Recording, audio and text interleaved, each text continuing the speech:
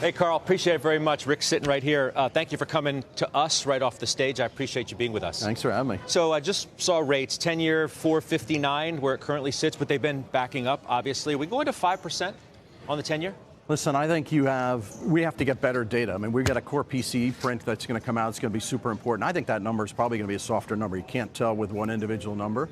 And then we're going to get into next week. We're going to get to the payroll report. We're going to get to the JOLTS data that's going to show job openings. Those numbers need to be supportive because the Treasury's issuing so much paper that the markets need to absorb a lot of this paper in the market. So do I think we can back up a little bit from here? I still think you can back up a bit more. We're going to see 5. I don't know, but I still think you can get a little bit of backup, and then we're going to get into next year. We're going to be a different paradigm. You think we're close to peaking? I think so, but you have to buy into the fact that this Fed wants to bolt down that inflation is going to be durably softer over time. So could they hike another time or more? They could. My sense is they should be done. But listen, could you back up a little bit more? I think you could. All right, this is interesting. So you say my sense is they should be done. Yeah. Are they done? Listen, I've learned in my career, invest relative to what you think they're going to do, not what you think they should do. I think they should have been done before. Listen, I think they want to. I think the Arthur Burns dynamic is important to them. I think the idea that, gosh, we want to make sure that employment is not going to pressure service inflation higher. We want to make sure that wages are not going to be excessive.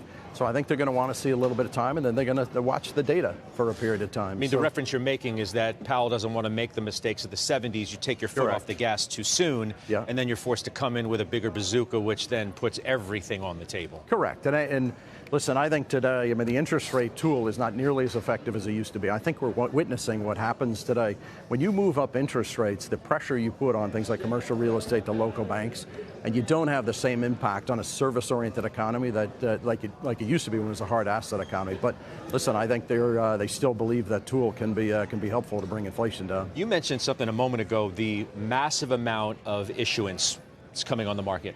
Ken Griffin was on the network within the last couple of weeks saying it's a real risk, higher real rates for much longer as a result of the issuance coming in. And who are the buyers going to be? Yeah. I've heard more people talking about that. You were on the stage in that room over there talking about the same thing. Is that a real risk? Do people appreciate how high real rates might be for as long as they could be? Listen, I think, when you actually break down, you think about, we're issuing 330 billion T-bills a week. And by the way, that number's going up. It's going to be 343 billion in the next couple of weeks, and it's going to 373 by the end of the year.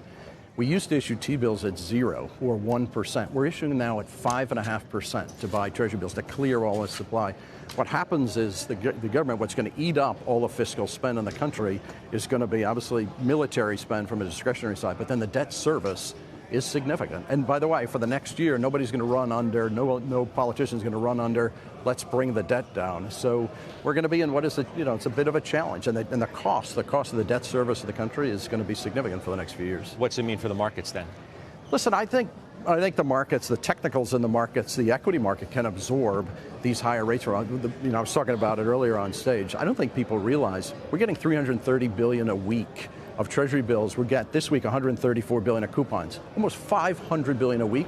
The equity market, the IPO calendar after Instacart, after ARM is 20 billion year to date. Year to date, we're getting 500 billion fixed income, and there's 800 billion of equity buyback today. The technicals in equities are pretty amazing relative to the bond market. So listen, I think the equity market can hold in okay, and I think next year you could still get an 8 to 10% return in equities. Really? Even the fact that you've got... Even with higher real rates? I think so. But by the way, when you strip out the 7 stocks, I know you talk about it all the time, the multiples on equities, people talk about where equity risk premium, your 16 multiple when you take 7 stocks out, the earnings yield, while it's relative to 10s, it's not that attractive. Relative to history, it's actually not bad for most of the equity market. So I think equities will do their job. Like they did this year, probably not, but I think they'll be okay.